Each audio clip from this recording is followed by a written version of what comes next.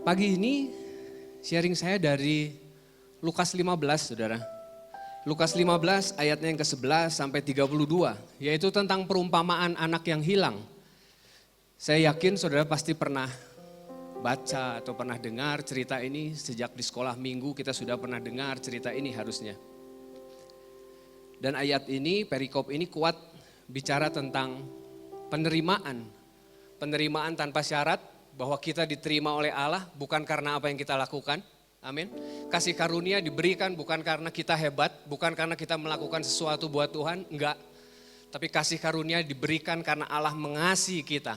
Selesai, selama kita datang bertobat, datang sama Tuhan, buat Bapa itu selesai. Tapi pagi ini sharing saya enggak dari itu, dari sisi yang lain, yaitu saya mau share dari sisi anaknya, saudara. Ya, sebenarnya apa sih yang dilakukan sama kedua anaknya itu, yaitu yang bungsu dan yang sulung. Kita akan sama-sama lihat ceritanya, saudara. Kita mulai dari anak yang bungsu, dan untuk memberikan sedikit gambaran tentang anak bungsu, saya ada satu ilustrasi cerita, saudara. Jadi gini, Desember kemarin, waktu Natal, saya ada hadir di salah satu home dan kita merayakan Natal. Dan biasanya bicara tentang Natal pasti bicara tentang kado, tukar-tukar kado yang gitu-gitu ya. Nah tapi ada sesuatu yang berbeda di home itu, semua kado itu disediakan oleh home leadernya. Jadi home leadernya siapin semua kado. Dan yang menariknya adalah di salah satu kado itu ada satu kado yang kosong. Bahkan gak cuman kosong, isinya tentang hukuman. Apa yang harus dilakuin, yang gitu-gitu ya. Dibully biasa begitu di home. Nah, akhirnya acara dimulai, kado ditaruh di depan begitu. Dan mata saya langsung tertuju pada satu kado yang berwarna biru. Karena saya suka warna biru. Mata saya langsung, gua pengen yang itu, biru. Kadonya bagus, dibungkusnya bagus, ada pitanya, ada kartu ucapan selamat Natal. Pokoknya saya nggak lihat yang lain, saya nggak lihat yang kuning, saya nggak lihat yang merah, saya pengen yang biru. Dan ketika acara mulai, kan dikasih nomor gitu ya, supaya ambil, teratur gitu, saya kebetulan nomor-nomor awal. Dan saya langsung ambil kado yang biru. Acara dimulai, ya buka kadonya. Setelah dibuka, ternyata kado yang saya pilih adalah kado yang kosong. Kado yang berisi hukuman.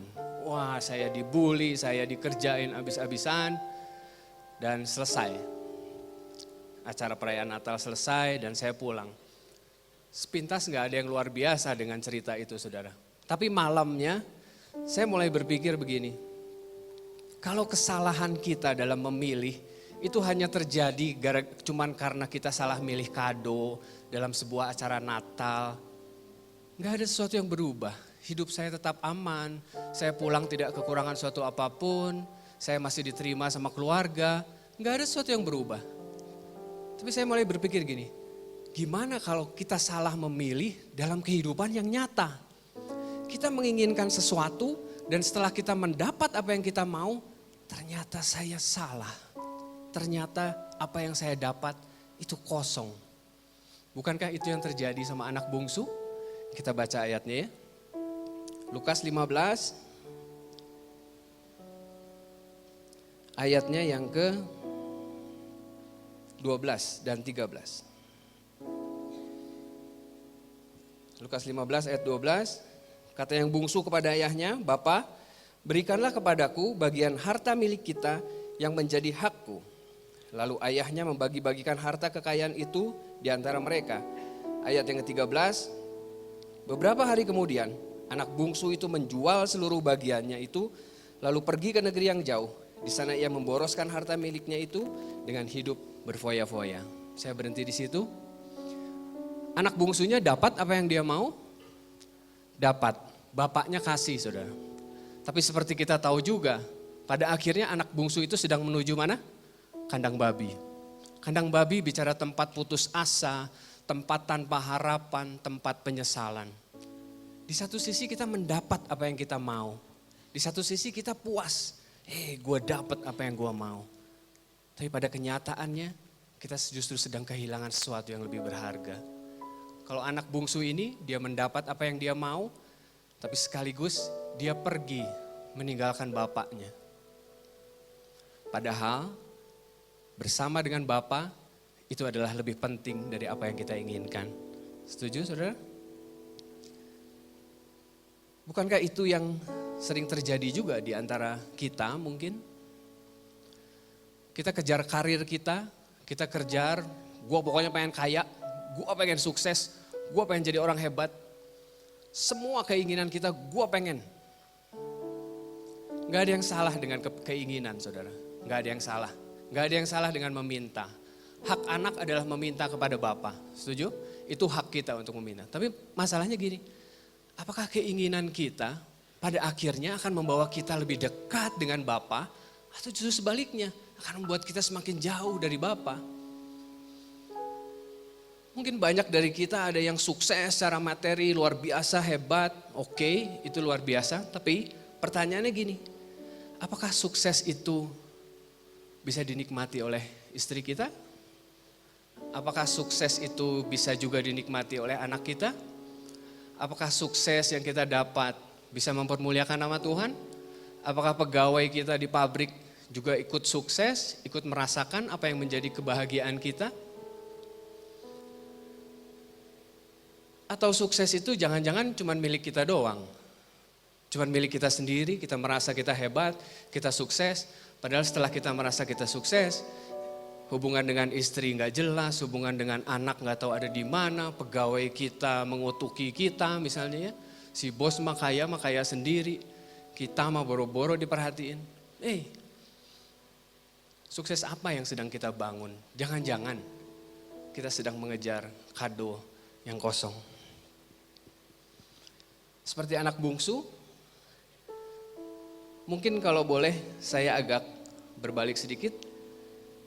Mungkin gak sebenarnya anak bungsu itu dia pengen dulu. Dia mungkin dengar cerita tentang di negeri yang jauh itu, hidupnya berfoya-foya enak loh.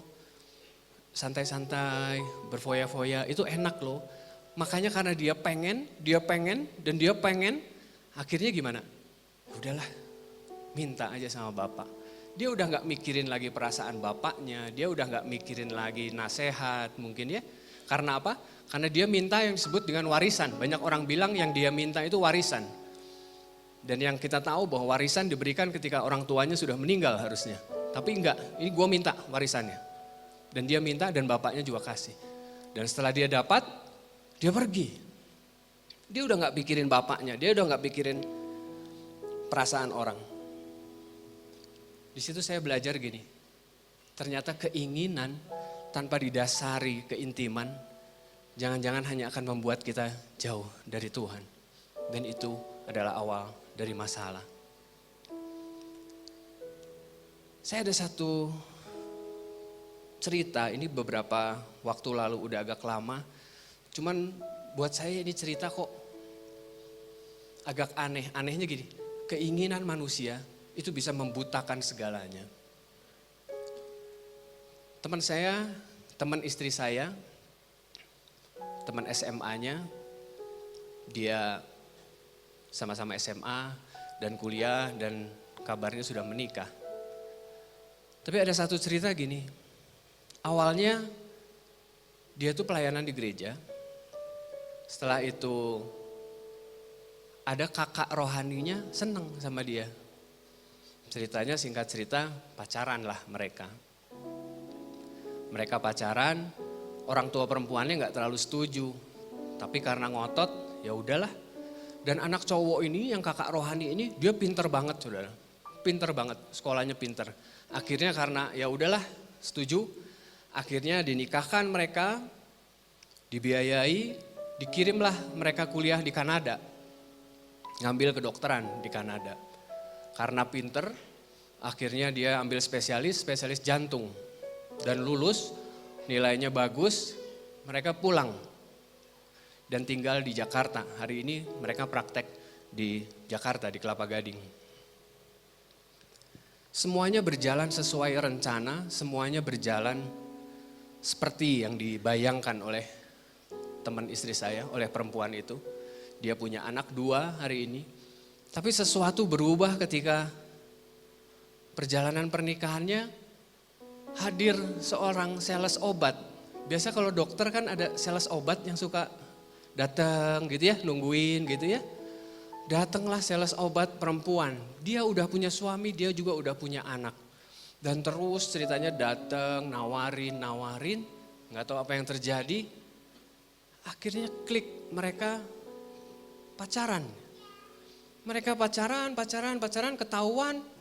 Tapi tetap pacaran, akhirnya mereka memutuskan buat yang cewek nyerahin suaminya, yang perempuan juga nyerahin suaminya. Jadi akhirnya mereka menikah. Buat saya agak aneh ya, keinginan yang begitu kuat sehingga membutakan bahwa dia tuh ditolong, tadinya orangnya orang biasa sama mertuanya ditolong dan dia disekolahin ke Kanada, dia jadi dokter, tapi setelah dia sukses ditinggalin tuh. Saya berpikir kekuatan keinginan tanpa didasari keintiman dengan Tuhan, bahaya banget saudara. Kita pengen segalanya, kita udah gak pikirin orang lagi. Yang penting gua puas,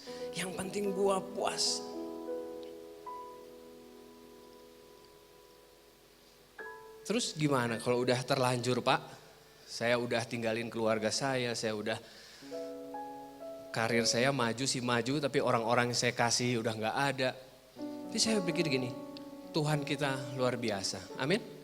Selama kita mau menyerahkan potongan-potongan kehidupan yang udah gak karu-karuan, kita serahin sama Tuhan, kita serahin. Saya yakin Tuhan bisa hasilkan sesuatu yang baik dari situ. Kita lihat ayat yang ke-17.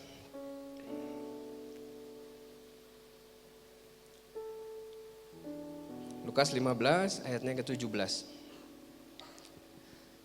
Lalu ia menyadari keadaannya, katanya, betapa banyaknya orang upahan Bapakku yang berlimpah-limpah makanannya, tetapi aku di sini mati kelaparan. Kata kuncinya ada di ini, lalu ia menyadari keadaannya. Ini adalah titik awal dari sebuah pertobatan, saya yakin.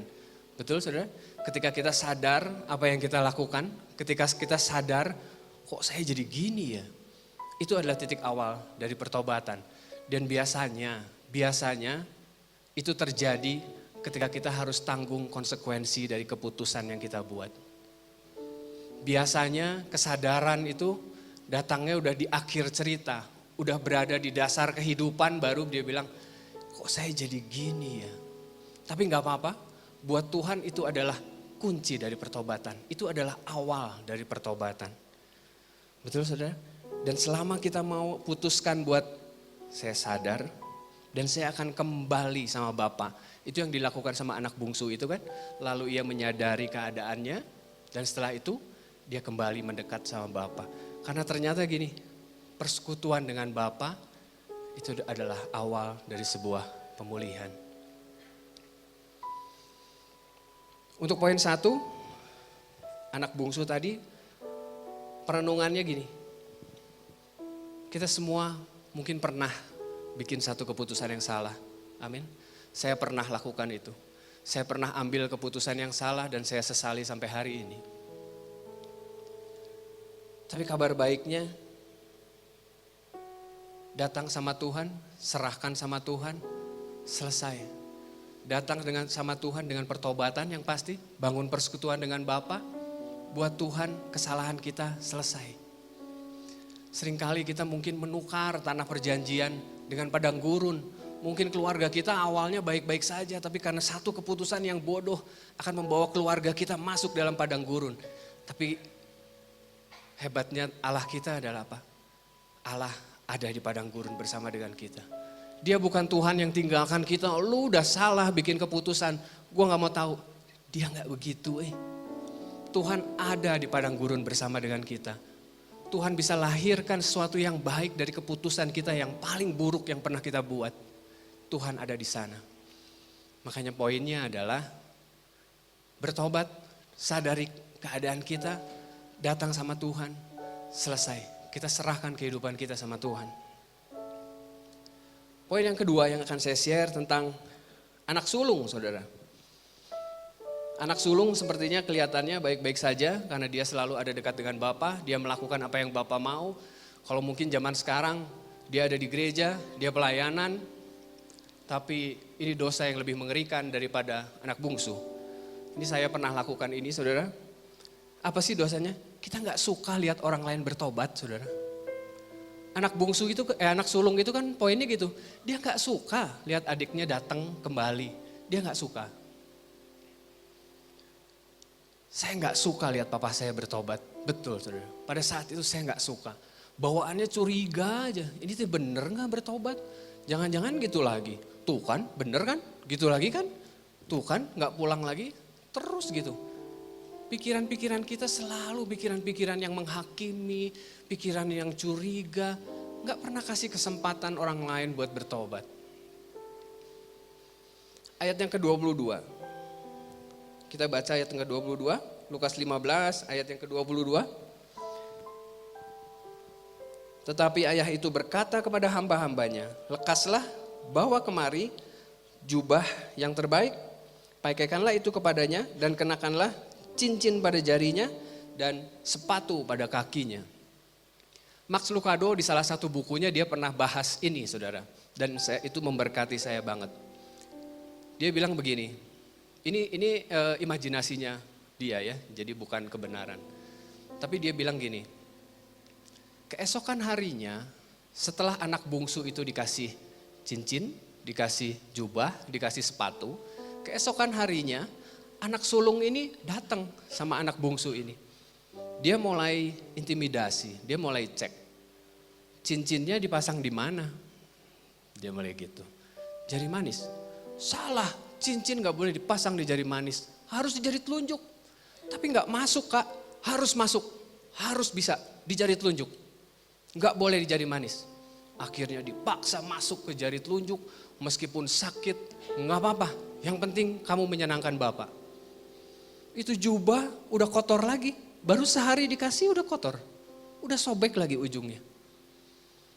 Sepatu, masang tali sepatu harus ada aturannya. Gak bisa asal-asal gitu.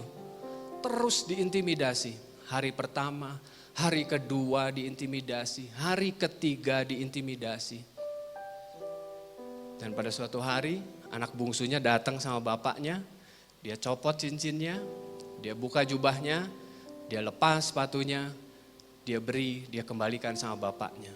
Dan dia bilang, terlalu sulit menjaga pemberian-pemberian Bapak. Terlalu banyak tugas. Terlalu sulit buat saya. Saya gak layak terima semua pemberian Bapak. Dan pada akhirnya anak bungsu ini pergi kembali ke kandang babi. Karena dia pikir kandang babi gak ada tugas apa-apa, hidup bisa semau gua dan gua lebih happy di sana. Kita mungkin bilang itu mah fiktif, Pak. Tapi bukankah itu yang terjadi di antara kita kadang-kadang? Kadang-kadang gini, kita merasa kita lebih rohani dari orang di sebelah kita. Kita merasa bahwa gue lebih baik, gue pelayanan loh. Oh gue lebih rajin, gue di home. Gue home leader loh. Kita sibuk dengan aturan, kita sibuk dengan sesuatu yang membanggakan diri dan menghakimi orang lain pada akhirnya. Kita merasa orang lain gak berhak buat diampuni. Kita merasa bahwa orang lain gak berhak lah dia mah terima kasih karunia. Kalau orang itu gak langsung berhubungan dengan kita, mah gampang saudara. Kita gak kenal, ngelihat orang lain datang ke home, terus dia pengen bertobat, oh kita layani abis-abisan, itu mah gampang. Saya yakin itu semua bisa kita lakukan. Tapi bagaimana kalau orang yang menyakitinya berhubungan langsung dengan kita? Oh papa saya 20 tahun lebih menyakiti kami. Gak gampang saudara melepaskan pengampunan dan memberi kasih karunia, memberi kesempatan dia buat bertobat. Gak gampang lah saudara. Dan itu yang sering kami lakukan, keluarga kami mungkin sering lakukan itu. Saudara ingat Yohanes 8 ayat 1? Cerita tentang wanita yang kedapatan berzina. Pagi-pagi ceritanya Yesus lagi duduk, orang-orang Farisi datang, pernah dengar cerita itu? Pernah baca? Wanita berzinahnya ditaruh di depan Yesus. Dan menurut hukum Musa, wanita yang kedapatan berzina harus dilempar batu. Dan semua orang membawa batu. Kalau batu melambangkan sebuah hukuman, kadang kita lagi pegang batu saat ini. Kita merasa berhak buat lemparkan hukuman kepada orang yang menyakiti kita. Kita merasa bahwa dia pantas buat terima hukuman itu. Kita pantas untuk lempar dia dengan batu. Tapi satu-satunya orang yang gak pegang batu, cuma Yesus. Yesus gak pernah begitu. Yesus ampuni kita. Selama kita datang sama Tuhan, selesai buat dia. Pertobatan selesai buat Yesus, gak masalah. Karena ternyata kalau saudara baca seluruhan ceritanya, kita dipanggil untuk jadi saksi, saudara. Kita dipanggil bukan jadi hakim. Dan yang saya tahu, saksi tidak bisa menjatuhkan hukuman, saudara.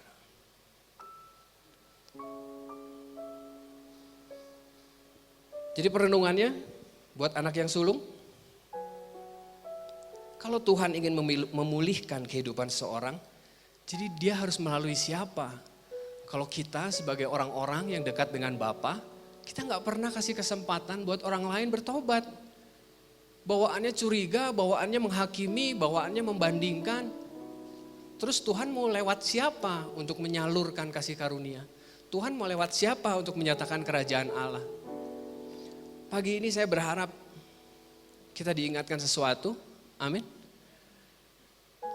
Setiap orang bisa melakukan kesalahan, tapi bukan alasan untuk kita bisa hakimi mereka. Kita patok mereka, lu mah gak bisa robah, lu mah udah kartu mati. Enggak saudara. Di dalam Tuhan selalu ada pengharapan. Amin. Dan saya berharap di tempat ini bisa merasa apa yang Bapak rasa. Ya enggak? Bapak bersuka cita tuh waktu anaknya pulang. Dan saya berharap kita juga bersuka cita melihat orang lain bertobat. Kita enggak lagi menghakimi dan kerasa kita lebih baik, kita lebih rohani dari mereka. Enggak lah saudara. Dan yang terpenting ini saudara, bahwa kesadaran kita sudah diampuni, itu yang memampukan kita untuk terima kekurangan orang. Tanpa kesadaran bahwa kita adalah orang berdosa yang diampuni, gak mungkin kita bisa ngampunin orang, gak mungkin. Karena kita gak tahu rasanya diampuni. Diampuni, saya berdosa, saya salah, saya diampuni. Dan itu sukacita yang luar biasa buat kita. Saya masuk ke kesimpulan saudara. Jadi yang pertama kita belajar dari anak yang bungsu. Setiap kita bisa bikin salah, amin. Kita pernah melakukan kesalahan. Tapi saya berharap sadarilah keadaan saudara, sadarilah kesalahan itu. Datang sama Tuhan dengan pertobatan, selesai buat Bapak. Gak ada penghakiman, gak ada intimidasi apapun. Buat Bapak selesai, kita diterima oleh Bapak. Dan poin yang kedua dari anak yang sulung, jadilah orang-orang yang menyalurkan kasih karunia. Amin. Bukan orang-orang yang menghambat orang lain terima kasih karunia. Mungkin orang di sebelah saudara bisa salah, bisa punya kekurangan, bisa ngeselin saudara. Mungkin pasangan saudara, orang tua saudara. Mereka orang-orang yang menyakiti saudara. Tapi sama sekali bukan alasan untuk saudara tidak bisa menyalurkan kasih karunia.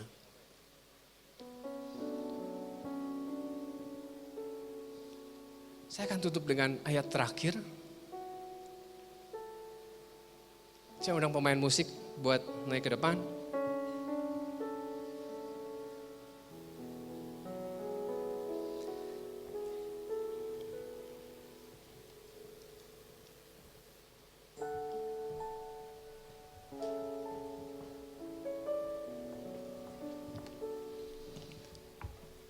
Ayat terakhir di Matius 20, ayat yang ke-1 sampai ke-7, saudara.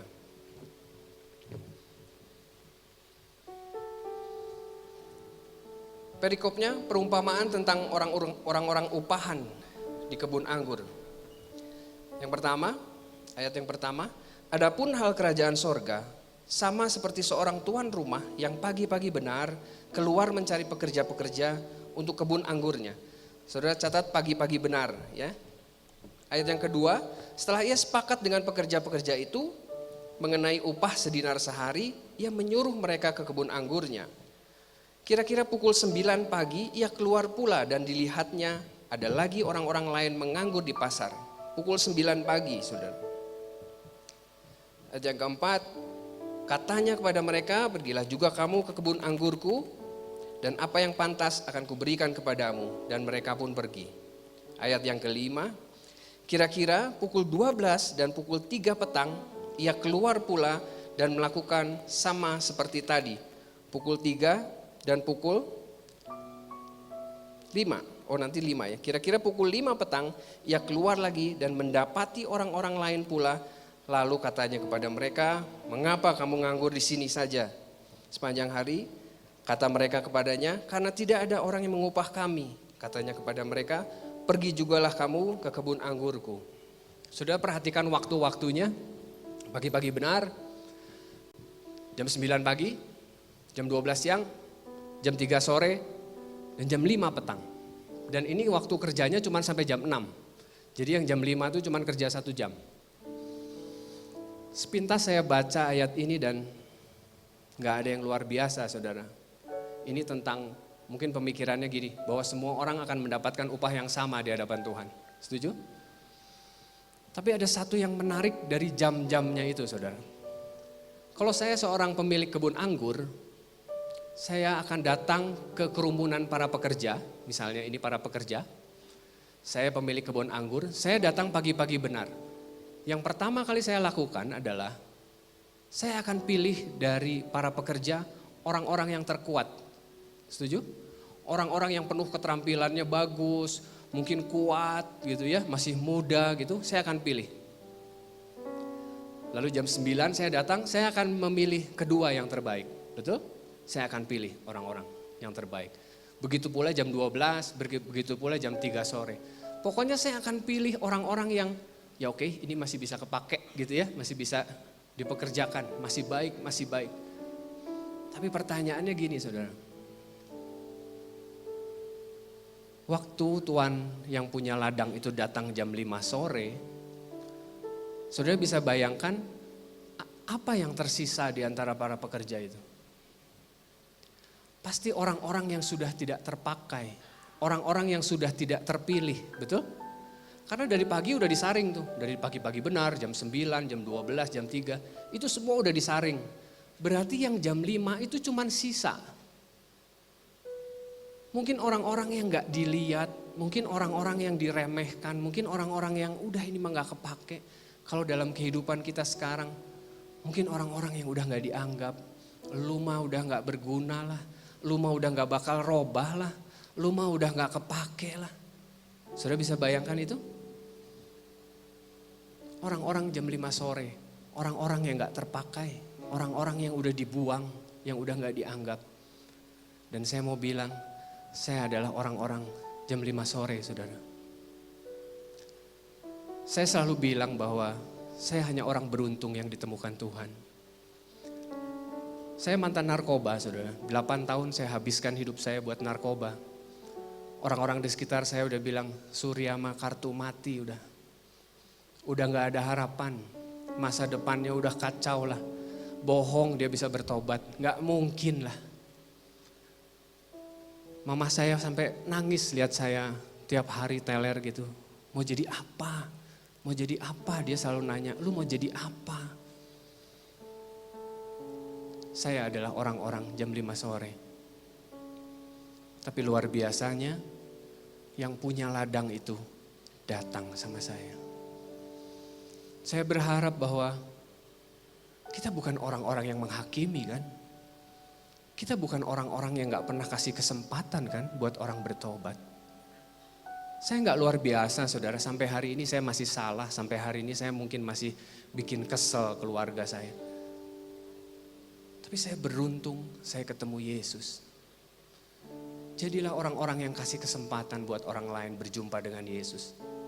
Jangan-jangan pengampunan yang kita beri itu membawa dia berjumpa dengan Yesus.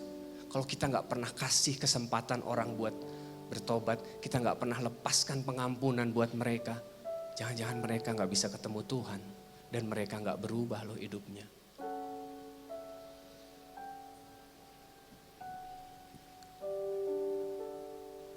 Kita belajar sesuatu pagi ini. Saya berharap ini bisa jadi rema buat kita, buat perenungan kita. Kita nggak lebih baik dari orang di sebelah kita. Kita hanya orang-orang beruntung yang diketemukan Tuhan. Amin. Kita akan nyanyikan sebuah lagu.